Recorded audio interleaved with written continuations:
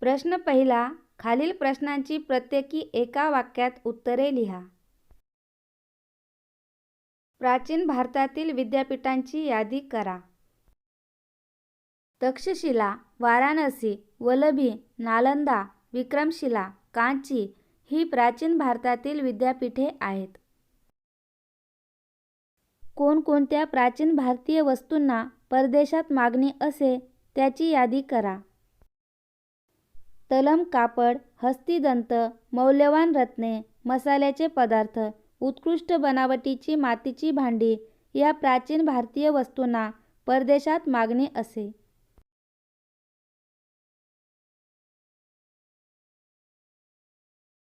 प्रश्न दुसरा. नावे लिहा. प्राचीन भारतातील महाकाव्ये. रामायण व महाभारत. प्रश्न तिसरा. रिकाम्या जागी योग्य शब्द लिहा. रामायण हे महाकाव्य वाल्मिकी ऋषींनी रचले. भारतीय वैद्यकशास्त्राला आयुर्वेद असे म्हटले जाते. हजारो विद्यार्थ्यांची राहण्याची सोय नालंदा विद्यापीठात होती. प्रश्न तिसरा. थोडक्यात उत्तरे लिहा. त्रिपिटक म्हणजे काय ते स्पष्ट करा. पिटक म्हणजे पेटी किंवा विभाग होय. बौद्ध धर्मग्रंथांपैकी पाली भाषेत असलेले 3 पेट्यात किंवा विभागात संग्रहित केलेले ग्रंथ म्हणून त्यांना त्रिपिटक किंवा त्रिपिटक असे म्हणतात. बुद्धांच्या उपदेशाची वचने सुत्त पिटकात सांगितली आहेत. बौद्ध संघातील भिक्खू व भिक्खुनी यांनी कसे वागावे याचे नियम विनय पिटकात सांगितले आहेत, तर बौद्ध धर्माचे तत्वज्ञान अधिधम्म पिटकात सांगितले आहेत. भगवद्गीतेत कोणता संदेश दिला आहे? भगवद्गीता या हिंदूंच्या पवित्र ग्रंथात पुढील संदेश दिला आहे. फळाची आशा न धरता प्रत्येकाने आपापले कर्तव्य नीटपणे करावे. ईश्वराची भक्ती करण्याचा मार्ग सर्वांसाठी खुला आहे. आयुर्वेदात कोणत्या गोष्टींचा विचार केला आहे? आयुर्वेदात पुढील गोष्टींचा विचार केला आहे. रोगांची लक्षणे, रोगांचे निदान व रोगांवरील उपचार. रोग होऊ नयेत म्हणून कोणती खबरदारी घेतली पाहिजे याचाही विचार केलेला आहे. संगम साहित्य म्हणजे काय? दक्षिण भारतात विद्वान साहित्यिकांच्या सभा वेगवेगळ्या कालखंडात भरवल्या गेल्या त्या सभांना संगम असे म्हणतात. या सभांमध्ये विद्वानांच्या चर्चा होऊन जी साहित्य निर्मिती झाली त्याला संगम साहित्य असे म्हणतात. तमिळ भाषेतील या संगम साहित्यातून दक्षिण भारतातील प्राचीन काळातील राजकीय व सामाजिक जीवनाची माहिती मिळते. प्रश्न चौथा. चर्चा करा. मौर्य आणि गुप्त काळातील स्थापत्य व कला. मौर्य आणि गुप्त काळात भारतीय स्थापत्य व अन्य कला यांचा उत्कर्ष झाला. अशोकाच्या काळात विविध ठिकाणी दगडी स्तंभ व सांचीचा स्तूप उभारला गेला. मौर्य व गुप्त काळातील ही स्थापत्य व शिल्पकला पुढे अजिंठा, वेरूळ इत्यादी ठिकाणच्या लेण्यांतून विकसित झालेली दिसून येते. गुप्त काळात मूर्तिकलेचा विकास झाला. मंदिर स्थापत्य व धातुशास्त्र यातही प्रगती झाली. प्रश्न पाचवा.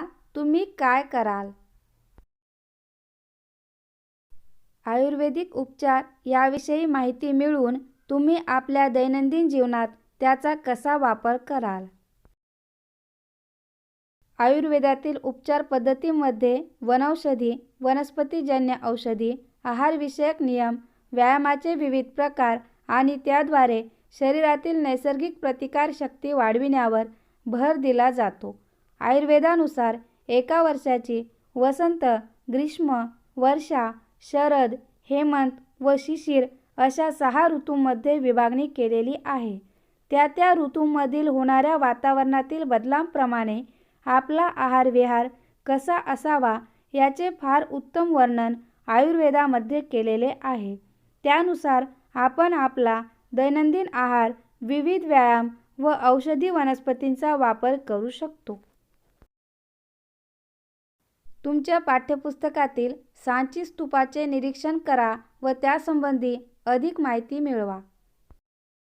सांचीचा स्तूप हा भारताच्या मध्य प्रदेश राज्यातील रायसेन जिल्ह्यातील सांची गावातील एक बौद्ध स्तूप आहे. सांची हे भोपाळपासून 45 किलोमीटर तर विदिशापासून 9 किलोमीटर अंतरावर आहे. सांचीचा स्तूप हा मौर्य सम्राट अशोकांनी बांधलेला आहे. या सांचीच्या स्तूपाच्या माथ्यावर छत्रावली आहे. इसवी सन पूर्व 1 शतकात सातवाहन साम्राज्याच्या कालखंडात या स्तूपाच्या बाजूने भव्य शिल्पांकित अशी तोरणे बांधली गेली आणि त्या स्तूपाभोवती प्रदक्षिणा घालण्यासाठी एक सुंदर प्रदक्षिणा पथ तयार करण्यात आला. इथल्या तोरणांवर गौतम बुद्धांच्या आयुष्यातील विविध प्रसंग कोरलेले आहेत. सांची येथील ही तोरणे आणि त्यावर केलेले शिल्पकाम उत्तम प्रकारे केलेले आहे. या तोरणावर असलेल्या ब्राह्मी लिपीमधील शिलालेखानुसार महाराष्ट्रातील कोना आनंद नावाच्या व्यापाऱ्याने यासाठी देणगी दिल्याचा उल्लेख आढळतो.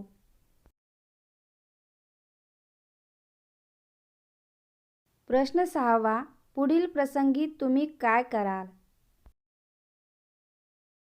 तुम्ही सहलीला गेल्यावर तुमचा मित्र तेथील ऐतिहासिक स्मारकावर त्याचे नाव लिहित आहे. ऐतिहासिक स्मारक पाहण्यासाठी गेलेल्या आमच्या सहलीतील माझा मित्र त्या स्मारकावर त्याचे नाव लिहित असल्याचे दिसल्यावर मी त्याला तसे करण्यास प्रथम मनाई करीन. नंतर त्याला ऐतिहासिक स्मारकांचे महत्त्व समजावून सांगेन. अशा ऐतिहासिक स्मारकांचे जतन करणे हे आपले कर्तव्य असल्याचे त्याच्या लक्षात आणून देईन. असे कृत्य करणे हा कायद्याने गुन्हा आहे व त्याबद्दल शिक्षाही होऊ शकते हे त्याच्या निदर्शनास आणून देईन. तरीही त्याने ऐकले नाही तर मग ही बाब मी आमच्या शिक्षकांना सांगेन.